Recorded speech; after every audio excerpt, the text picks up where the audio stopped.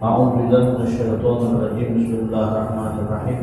الحمد لله رب العالمين وبه نستعين على أمور الدنيا والدين. أشهد أن لا إله إلا الله وحده لا شريك له وأشهد أن محمدا عبده ورسوله. اللهم صل وسلم على سيدنا محمد وعلى آله وصحبه أجمعين. أما بعد. سبحانك لا علم لنا إلا ما علمتنا إنك أنت العليم الحكيم وتب علينا إنك أنت التواب الرحيم. لا حول wala quwwata illa billahil aliyyil azim. Bapak Ibu yang dimuliakan Allah, puji syukur kehadirat Allah Subhanahu wa taala. Alhamdulillah dengan izin dan pertolongan Allah pada saat ini, pada kesempatan ini kita bersama dipertemukan pada Allah Taala di tempat yang mulia ini mengerjakan melakukan satu kegiatan yang juga dimuliakan oleh Allah. Harapan kita mudah-mudahan kita mendapat kemuliaan di sisi Allah Subhanahu wa taala. Amin ya rabbal alamin. Salawat dan salam senantiasa kita sanjungkan pada junjungan kita baginda Nabi Muhammad sallallahu alaihi wasallam. Mudah-mudahan beliau berkenan memberikan syafaat beliau kepada kita di dunia dan di yaumil qiyamah nanti. Amin ya rabbal alamin. Bismillahirrahmanirrahim. Al-Babul Hadi wa Salasuna fi Fadilati Tarbiyatil Aulad. Bab yang ke-31 membicarakan tentang hadis-hadis baginda Rasulullah SAW tentang memelihara atau mendidik anak-anak kita. Jadi orang tua punya kewajiban mendidik anak-anaknya, bahkan cucu-cucunya, agar menjadi anak dan cucu yang saleh, salehah, yang taat kepada Allah dan Rasulullah sallallahu alaihi wasallam. Sebab sebelumnya kemarin sudah kita bicarakan tentang kewajiban berbakti kepada kedua orang tua. Sekarang akan dibicarakan tentang hadis-hadis kelebihan-kelebihan tentang mendidik atau memelihara anak cucu. Ini sebagai motivasi bagi kita orang tua agar betul-betul bertanggung jawab untuk mendidik anak-anak yang dia miliki. Qala Nabi sallallahu alaihi wasallam, "Ma nahala walidun waladahu afdalu min adabin hasan." Baginda Rasulullah SAW bersabda, tidak ada pemberian orang tua kepada anaknya yang terlebih afdal, yang terlebih utama, yang terlebih baik daripada memberikan kepada anak tersebut adab yang baik. Memberi duit lawan anak bisa habis, memberi harta bisa habis, diberi pakaian kalawasan bisa hancur, ada sadang lagi. Tapi ketika kita memberikan adab kepada anak, mendidik anak agar mempunyai adab yang baik, adab ini kelakuan, tingkah laku atau etika, atau bahasa agama mungkin akhlakul karimah. Ketika kita didik anak atau cucu yang kita miliki dengan adab-adab yang baik, baik secara langsung kita yang mendidiknya atau mungkin kita serahkan kepada ahli-ahlinya melalui madrasah-madrasah, melalui pondok pesantren dan seterusnya, sehingga anak atau cucu kita menjadi anak yang saleh dan salehah. Ternyata biaya yang kita keluarkan untuk mendidik anak dan cucu tersebut adalah pemberian kepada anak yang terlebih baik daripada pemberian yang lainnya. Jadi istilahnya, jangan sakit hati ketika kau beri anak duit karena memang kondisi ekonomi. Yang terpenting nah kayak apa supaya anak ini mempunyai adab akhlak yang bagus. Adab dengan orang tua, adab dengan kawanannya, adab mungkin dengan orang tua yang bukan keluarganya. Nanti semuanya ada adab-adabnya. Bahkan mungkin di rumah tangga kita punya anak yang masih kecil, adabnya makan kita ajari. Ketika dia minum nasi pakai tangan kiri, kita tegur, kita sampaikan yang benar kayak apa. Mungkin adab tidurnya dan seterusnya.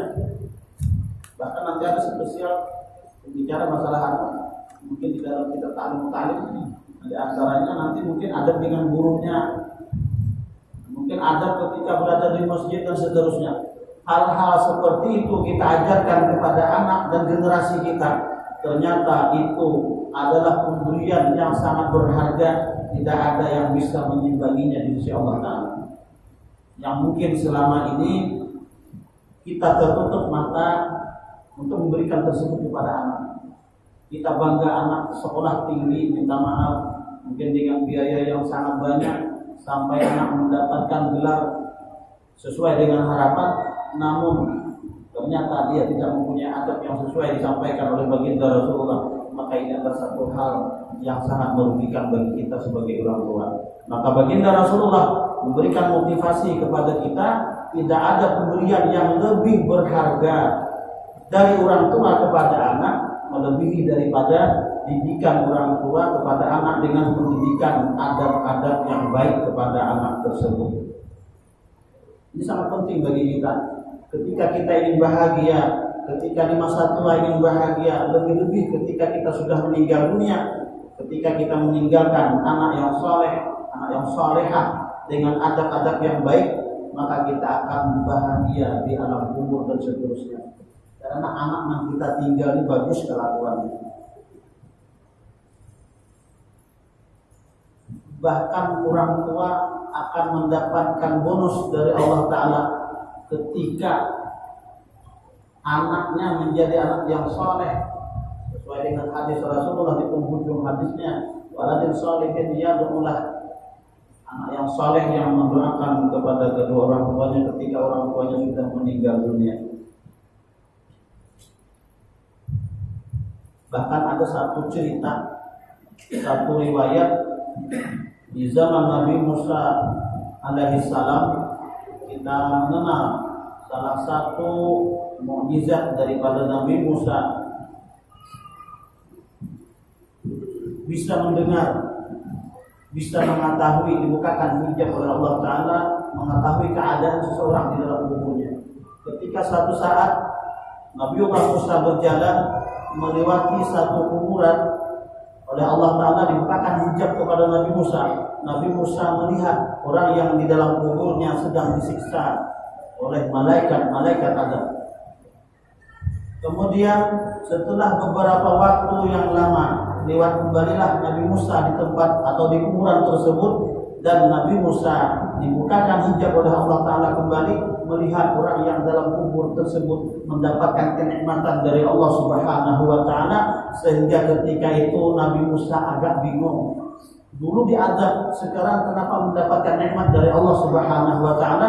Lalu pada akhirnya Nabi Musa bermunajat kepada Allah Subhanahu wa Ta'ala, minta penjelasan kepada Allah Ta'ala. Maka Allah Ta'ala sampaikan kepada Nabiullah Musa, wahai Musa, bahwasanya orang laki-laki tersebut yang diazab itu adalah orang yang ketika hidupnya tak pernah berbuat kebaikan, sepanjang hidupnya penuh dengan kemaksiatan.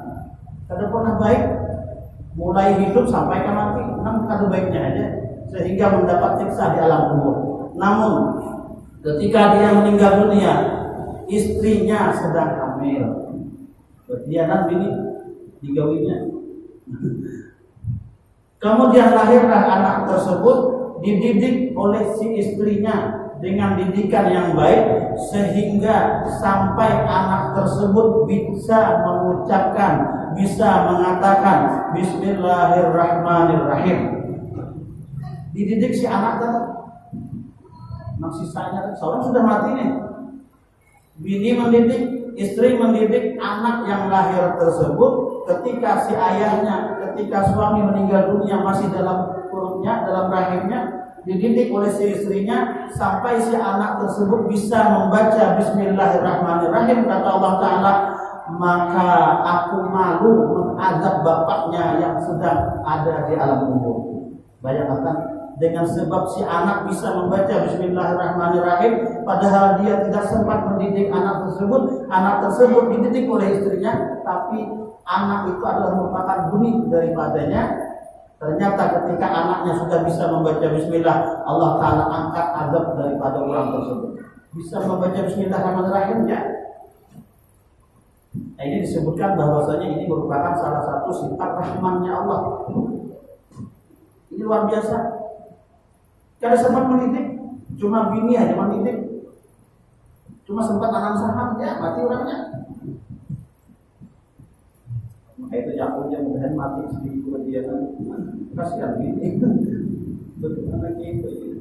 Ini merupakan satu hal yang sangat luar biasa bagi Allah Subhanahu wa Ta'ala. Allah Ta'ala angkat azab bagi bapaknya, bagi ayahnya ketika anaknya membaca bismillahirrahmanirrahim. Bagaimana ketika seorang anak yang ditinggalkan oleh orang tuanya, anaknya khatam Quran, anaknya hafil Quran, membaca Quran, dihadiahkan kepada bapaknya. Kira-kira kayak apa kira-kiranya Pak? Karena dididik dengan didikan yang baik. Tapi ketika kita punya anak kadang pernah dididik sehingga dia melakukan kemaksiatan, kira-kira di dalam kubur maka apa kira-kira? Ditinggal di rumah diulahnya tempat-tempat maksiat, ditinggal di tanah harta banyu, apa itu kan kampung harta banyu lah. Banyak besi tanah ditinggali besar anak, diulahnya, dijualnya, duitnya geser baramian, geser maksiat, kayak apa kira-kira kita dalam kubur? Makanya kata Rasulullah, ternyata yang paling baik itu adalah memberikan kepada anak itu dengan pemberian yaitu adab yang baik. Didik anak dengan adab yang baik supaya anak jadi orang soleh itu aja. Makanya apa cara? Nah, kada bisa mendidik karena kesibukan begawi, ayo masukkan ke pesantren, masukkan ke madrasah. Nah itu lebih amannya. Nah jadi kalau kita melihat riwayat daripada cerita Nabi Musa ini luar biasa. Cuma bismillahirrahmanirrahim dibaca oleh si anak, Allah Ta'ala Jalla Ta'ala aku malu mengazab bapaknya yang ada dalam kubur, yang ada pernah berbuat baik ketika hidup di dunia. Apalagi kalau anaknya kira-kira jadi tuan guru, maka ya kira-kira hafal Quran, hafal hadis dan seterusnya, betapa beruntungnya orang tuanya.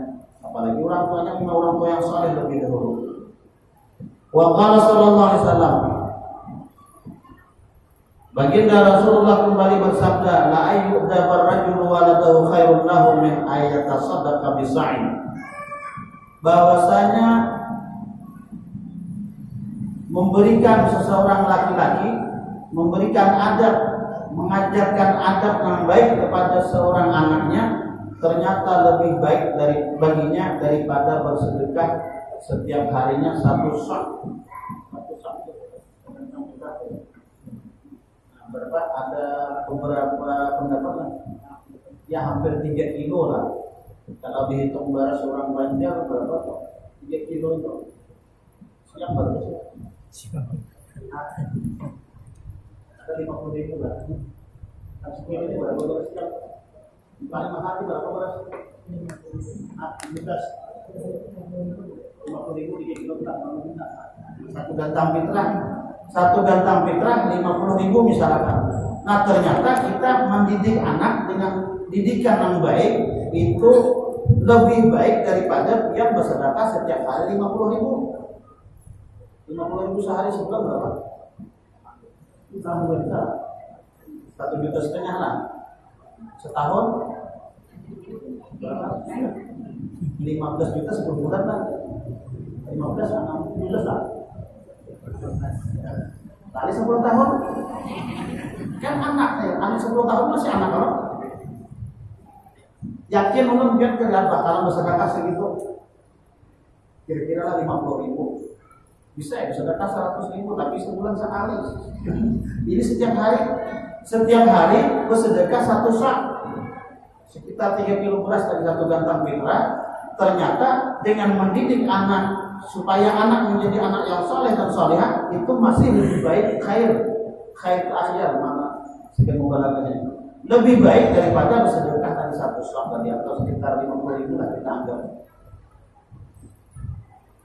Jadi kemudian air itu dilajari tanpa di rumahnya kalau kebanyakan cucu memang dijaduh kalau mamanya begawi masing-masing nanti ini ya jadi rumah kait aja ya cucu baca apa kan menghafal nama malaikat kan Hanya kayaknya nggak pakai hafalnya, ya tapi kan di braille kayak waktu kecil ada L-nya aja mulai jadi begitu, tapi kita salah kalau waktu kecil orang banjir ada waktu kecilnya sama ini.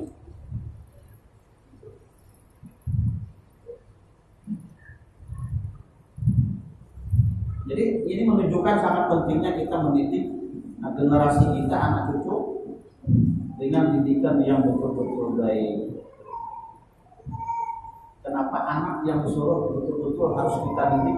Karena anak ini mudah, apa yang dilihat, apa yang didengar itu mudah direkamnya. Nah, oleh karena itu, karena rekamannya sangat kuat, maka hendaklah yang disampaikan, hendaklah apa yang dipertontonkan itu yang baik-baik. Termasuk kita di rumah, walaupun kita kadang ucapkan, tapi gerakan kita, tindakan kita, perbuatan kita itu akan ditiru oleh mereka. Minta maaf sering untuk sampaikan di pengajian ibu-ibu, kalau berkelahi suami istri itu jangan di hadapan anak. Kalau di hadapan anak pasti anaknya kalau rumah berkelahinya, dia melihat abah mamanya berkelahi di rumah. Apalagi bercantok panci segalanya. Menurut anaknya, ketika orang tuanya berkata kasar, anaknya pun akan berkata kasar. Ketika anaknya disuruh sholat, tapi abah mamanya akan sembahyang, kayak pengen sembahyang. Coba abah mamanya sembahyang berdahulu, insya Allah anaknya nurut aja pula. Nah seperti itu. Nah jadi anak dididik dengan adab-adab yang baik. Makanya kalau kita melihat cerita riwayat-riwayat orang-orang sukses, para alim ulama kita terdahulu, rata-rata didikan pertama adalah orang tua.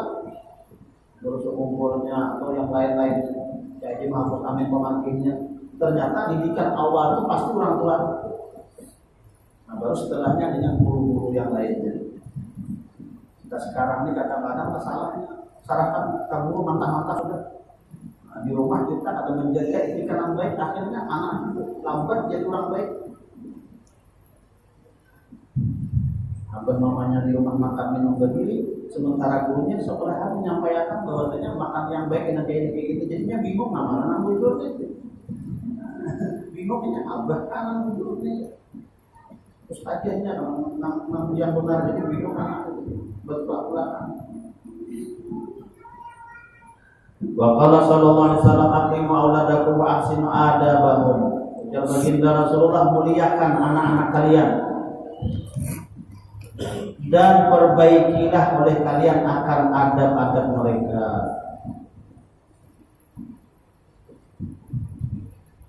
Memuliakan anak yang dimaksud di sini adalah hendaklah kita mengajarkan kepada mereka dengan akhlak-akhlak yang baik tadi.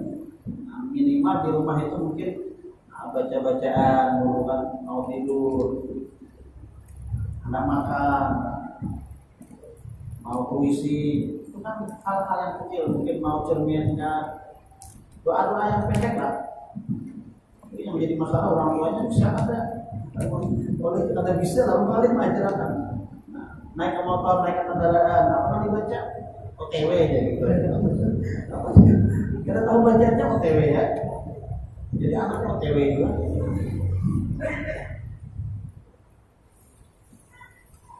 Wa qala alaihi salatu wasallam man arada ayyarama hasidahu wal yu'addib waladah. Barang siapa ingin menghinakan atau ingin menjadikan hina orang yang dengki kepada seseorang tersebut, hendaklah dia ajarkan kepada anaknya adab-adab yang baik.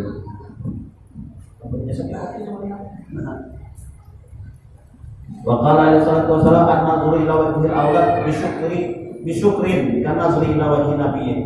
Bermula memandang kepada wajah anak-anaknya dengan pandangan syukur kepada Allah Subhanahu wa taala, itu seperti memandang wajah baginda Rasulullah sallallahu alaihi wasallam. Artinya kelebihannya luar biasa, memandang wajah anak, melihat anak. Ingat, ini anugerah Allah taala, ini rezeki daripada Allah taala. Bahkan dalam hadis lain dikatakan anak itu merupakan rahmat dari Allah. Artinya ketika kita memarahi anak dengan marah karena nafsu, berarti kita membenci rahmat Allah taala. Hati-hati itu. Tak bawa nafsu memukul anak, gara-gara ada aku memukarakan rokoknya, dipukuli anak berpatahan, bisa lah. berarti marahnya karena nafsu. Nah sementara anak merupakan rahmat dari Allah Ta'ala, berarti dia membenci apa rahmat yang diberikan Allah Ta'ala kepadanya. Wa qala sallallahu alaihi wasallam akrimu auladakum fa inna karamatal aulad sitrun minan nar. Muliakanlah akan anak-anak kalian, karena bahwasanya memuliakan anak itu sebagai benteng daripada api neraka. Salah satu daripada kita memuliakan anak, carikan makanannya, dorong banjar, carikan pemakannya yang betul-betul halal, yang masuk ke dalam perutnya, yang masuk ke dalam rongga perutnya yakin halal. Jangan sampai yang haram, bahkan yang syubhat pun jangan. Itu bentuk, salah satu bentuk memuliakan anak. Banyak besi anak misalkan dogen ngalih bener, biar aja ngalih dogen, yang penting halal. Jangan cari banyaknya tapi haram. Lebih baik mencari banyak dan halal daripada mencari banyak tapi haram. Itu prinsipnya. Jadi apa yang dimakannya, termasuk bini juga, jangan sampai dimakani yang haram, bahkan yang syubhat pun jangan. Ketika ada di dalam darah daging anak atau istri, bahkan kita sendiri, ada terbikin daripada mengalir daripada zat yang haram, maka siap-siaplah untuk menempatkan diri di dalam api neraka. Jadi Allah Ta'ala wa anfusakum wa ahlikum nara. Jadi salah satunya untuk memuliakan anak adalah makanan yang dikonsumsinya, bahkan pakaian yang dipakainya, tempat tinggal yang ditempatinya, kita yakinkan semuanya adalah betul-betul halal. Kalau tidak, maka akan menjadi pertanggungjawaban kita di akhirat. Kita yang dituntut Allah Ta'ala. Nah ini yang bahaya. Makanya laki-laki kada gampang-gampang, karena masuk surga ngalih badan. Bini buka aurat, laki diam aja masuk neraka. Siapa laki? Anak dibawa orang kemana-mana, malam apa misalkan, tidak ada rasa apa dalam matanya itu. Kalau di hati aku cemburu, tidak ada rasa kira. Tidak ada rasa anak itu dibawa orang. Hati-hati.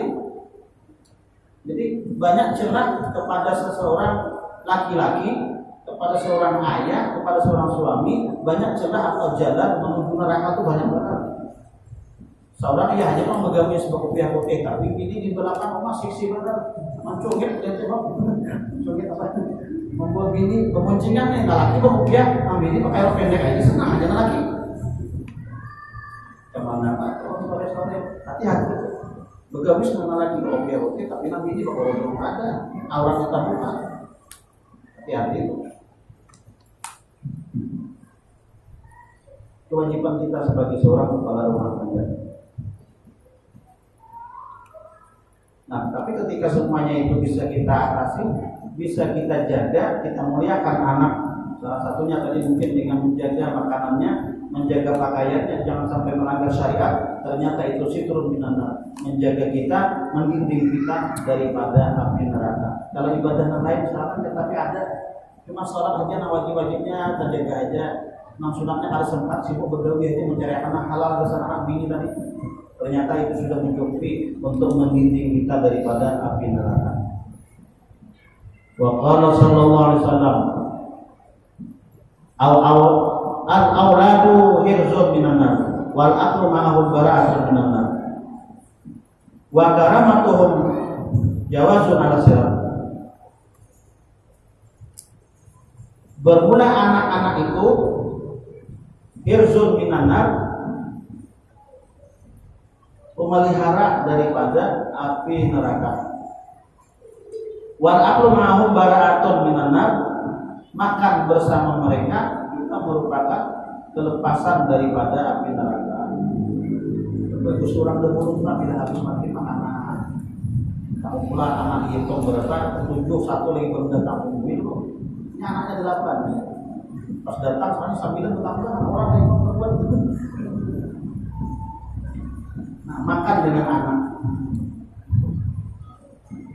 Wa karamatuhum memuliakan mereka jawazun ala sirat, dipermudah melewati siratal mustaqim. Wa qala alaihi salatu wasallam akrimu auladakum fa inna man akrama auladahu akramallahu fil jannah.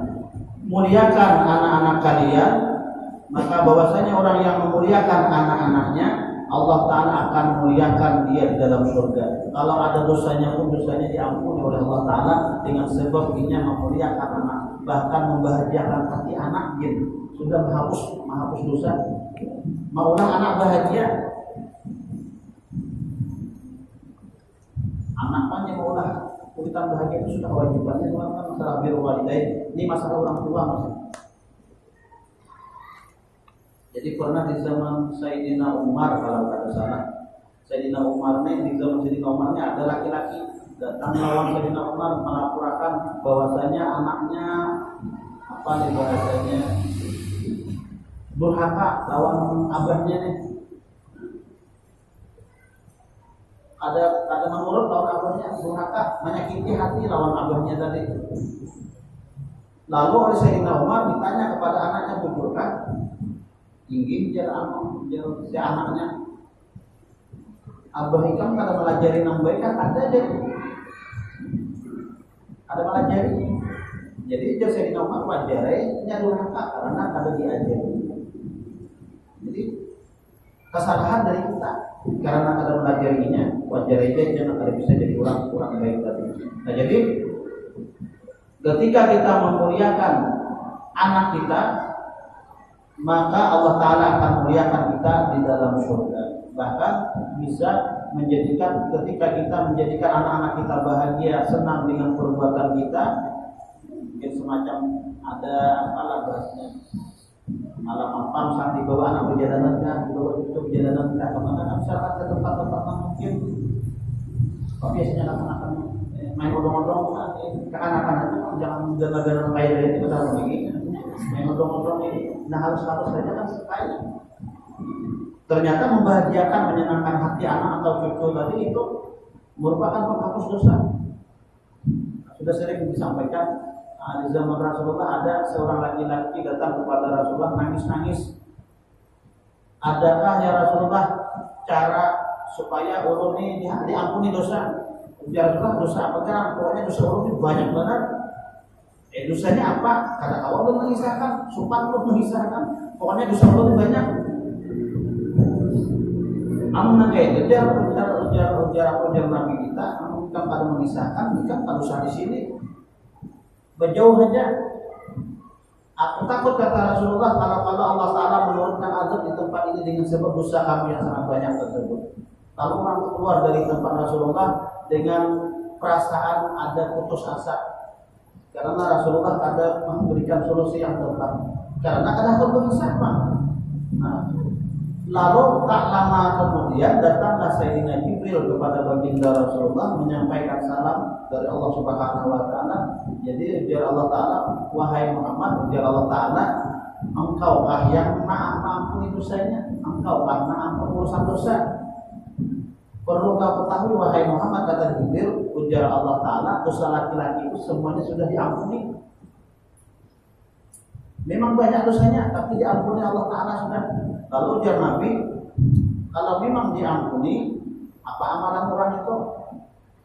Orang itu ada tahu dosanya diampuni. Cuma Allah Ta'ala menyampaikan kepada Jibril untuk disampaikan kepada baginda Rasulullah bahwasanya orang laki-laki yang datang kepada Rasulullah itu dosanya sudah diampuni oleh Allah Ta'ala. Ternyata amalan orang itu bila datang ke rumah dari bepergian pasti membawakan oleh-oleh buat anaknya. Itu aja amalannya. Tapi dosa ada, dia merasa memang banyak dosa. Tapi bila pulih ke rumah datang begawi, ada pernah tangan kosong, pasti ada oleh-oleh dasar anaknya. Jadi anaknya sana menunggu di rumah, abah datang, yang dibawakan paling apa enggak? Abah datang di masjid, dia bisa bawa roti. Ada rotinya ya? Ada tahu, lain oleh bosnya. Oleh-olehnya berarti. Itu aja amalan laki-laki tadi ternyata. Bila datang ke rumah, pasti ada yang dibawa yang disukai oleh anaknya. Ternyata rasa suka anak tersebut menyebabkan Allah Ta'ala senang dan menghapus dosa laki-laki tersebut. Menggampangnya, kalau itu jadi dosa banyak-banyak tidak apa-apa ya. Jangan digampang-gampang. Jadi seandainya ada dosa seperti itu, Allah Ta'ala dengan sifat kasih sayangnya, ada kebaikan, sedikit kebaikan ternyata bisa menghapus kesalahan-kesalahan yang banyak. Nah itu bangga bedanya Allah Ta'ala lawan kita. Kalau kita ini ada kebaikan orang yang banyak, lalu ada kesalahan sedikit, hilang kebaikan yang banyak tadi. Gitu, kalau manusia nih, orang tuh puluhan tahun berbuat baik, lalu hari itu ada kesalahan, yang kita pandang pasti kesalahan orang itu. Kita anggap orang kurang jahat. Beda dengan Allah Ta'ala, banyak kesalahan, puluhan tahun kesalahan, ternyata ada satu kebaikan, ternyata Allah Ta'ala akan memandang kesalahan orang itu, nah kebaikan itu nanti pandang Allah Ta'ala. Nah awalnya kita mengamalkan itu, nah kita balik, jangan kita memandang kesalahan orang, tapi pandang kebaikannya. Berinya kawat manis gitu. Jangan sampai apa aja panas setahun kan. Hilang dapat hujan sehari kayak gitu kan. Sehari hujan banjir gitu. Sebentar ada banjir. Nah, jadi Allah Ta'ala akan memandang kesalahan-kesalahan yang banyak dari orang itu. Ternyata yang dipandang Allah Ta'ala kasih sayangnya sebagai orang tua kepada anaknya, ketika pulang ke rumah pasti ada oleh-oleh yang dibawa sehingga anaknya senang. Padahal mungkin kalau terlalu bernilai harganya, mungkin godaan kah, mungkin kacang kah, apa ada anaknya tadi. Sama si anak tadi. Nah, mereka punya buahan sana mereka. Sana benar. Sana mereka nanti bawakan sebelumnya Allah. Kalau mikir sebarang sana benar gitu. Nah itu aja amalan orang tadi ternyata diampuni dosa-dosanya. Ini bentuk kemuliaan yang diberikan Allah Ta'ala kepada orang tersebut karena dia memuliakan anaknya, memuliakan si anaknya tadi. Ini macam-macam manusia ini ada tahu-tahu di anak. Abah datang dengan anak buyak kita meja abah lapar. Nah ada yang itu buka anaknya ada dua ini buka lagi. Kedua lagi nya. Sekali itu aja nyawa nih Pak Bapak. Kadang-kadang lagi depan abahnya, cering-cering abahnya, apa kan dapat duit abahnya? Mang ini bertanda tangan dari muka lawang. Apa anaknya kan ada saran. Kita tahu apa jalur dewi bukan lagi kita harus cari seorang aja. Makanya tadi ada gini ya pulang. Nah, kalau kita begini, terus tadi kita tahu tadi nanti kita cari seorang ya. Wa qala sallallahu alaihi wasallam inna fil jannah darun yuqalu lahu darul farah la yadkhuluha illa man farraha sibyan. Bahwasanya nanti di dalam surga itu ada satu kamar diberi nama kamar tersebut al-farah. Kamar dasar orang yang gembira. Tidak akan masuk ke dalam kamar tersebut kecuali orang-orang yang ketika di dunia membahagiakan anak-anak. Terlebih khusus anaknya dulu.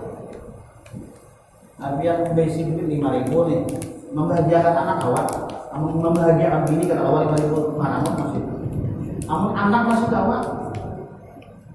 Kira-kira lah 5.000 itu bahagia ada 6.000 kira-kira. Diberi abangnya 5.000 jakah saja. Namun anak diberi 5.000, apalagi sekarang keropok benar-benar 50. Sangat benar ini. Kesenangan anak tadi dibalas oleh Allah Ta'ala, nanti kita memasuki ada satu kamar, satu dar yang dikatakan darul farah. Artinya masuk surga harapan kita dengan membahagiakan anak tadi. Wa qala alaihi salatu wasallam inna fil jannah darul yuqalu laha darul farah la yadkhuluha illa man fariha yatamal mu'minin. Ada satu kamar di dalam surga itu namanya sama darul farah juga, tidak akan memasukinya kecuali orang yang ketika hidup di dunia menyenangkan hati-hati anak yatim daripada orang mukmin. Anak-anak yatim. Bisa tanya berapa 10 Muharram, 10 Muharram yang memberikan hadiah kepada anak yatim tadi bisa begitu. Setiap saat, tapi 10 Muharram itu lebih dilebihkan. Semestinya bisa diwakafkan setiap waktu lah. Kita lihat, kita tengok di lingkungan kita berapa orang anak yatim. Akankah mereka kalau kasih sayang dari orang tua sudah ada daya? Abahnya sudah meninggal, karena kasih sayang dari orang tua. Sanggupkah kita menggantikan kasih sayangnya tersebut? Dalam arti bukan ambil mamanya sebagai bini, kan ya Pak? Kasih sayangnya. Jadi kadang salah paham pulang. Membagi anak yatim itu mamanya diambil bini. Marah kan di rumah ini. Aku dia baik aja. Ada pulang salah. Untung di dulu benar-benar. Tidak apa-apa aman dia lebih. Jangan pada anak. Tapi pilihnya madahkan, walaupun ada dalilnya itu tidak apa-apa. Tidak percaya baca seorang. Nah, membahagiakan anak yatim dapat surga. Itu anaknya yang dibahagiakan, apalagi mamanya. Mana pengalaman? Membahagiakan anaknya kita dapat surga, apalagi membahagiakan bapaknya. Tahu di Makassar. Nah, itulah kebaikan-kebaikan yang diajarkan di dalam agama kita oleh baginda Rasulullah. Ala kulli hal, pada intinya di dalam kehidupan ini hendaklah kita tahu di dalam kebaikan, menolongi, membantui, bahkan kalau kita ambil kesimpulan hidup ini jangan bahagia seorangan, gitu aja bahasanya. Jangan bahagia seorangan, jangan hendak selamat seorangan. Bawain yang lain, termasuk anak, termasuk ini, termasuk yang lain-lain sesama muslim, agar kita bisa selamat dunia dan akhirat, yaitu dengan melakukan kebaikan-kebaikan. Di antaranya tadi adalah memuliakan anak-anak kita, membimbing mereka dengan bimbingan yang baik dan benar sesuai dengan akhlak yang sudah disampaikan oleh baginda Rasulullah. Kemudian tak terlepas pula yaitu anak-anak yatim yang ada di lingkungan kita, bagaimana kondisi mereka, kita bantu sesuai kemampuan kita. Jangan menunggu tanggal 10 Muharram, bulan Muharram, karena kasihan masa sebulan itu kelaparan tahunan. Nah, jadi kalau ada kelebihannya kita perlu minta. Tapi sampai pada bulan itu rahasia kita cukup aja. Artinya kebaikan itu kalau bisa disembunyikan agar jangan sampai diketahui, karena diketahui orang bahaya.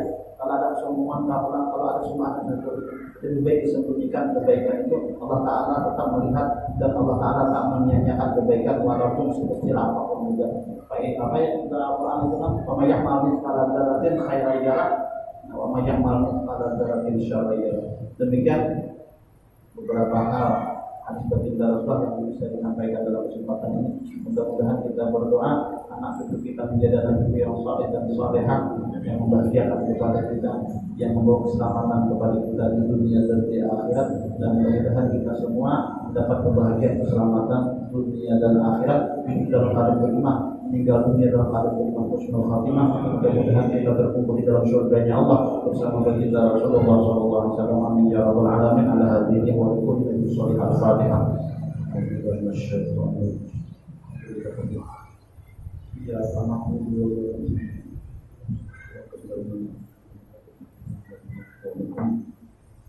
Amin ya Allah. Bismillahirrahmanirrahim. Alhamdulillah rabbil alamin. Allahumma shalli wa sallim ala sayyidina Muhammad wa ala alihi wa sahbihi. Allahumma inna nas'aluka ridha wa ridha min syarrika wa Allahumma innaka afuwwun karim tuhibbul afwa fa'fu anna wa anwa'na wa anjil lil mu'minina wal mu'minat wal muslimina wal muslimat ya rahman.